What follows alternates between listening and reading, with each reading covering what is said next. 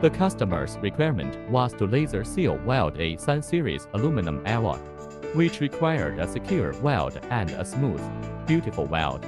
The surface of Sun Series aluminum alloy is easy to generate oxide film, which is easy to produce cracks when welding, and also easy to be polluted by oxides in the air and produce pores.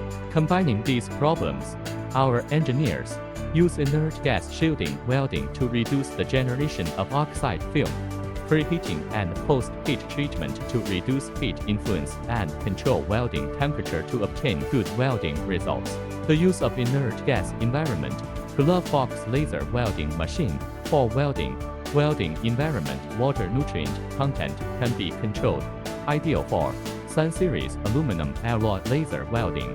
For more information about laser welding, please contact Kimi Laser.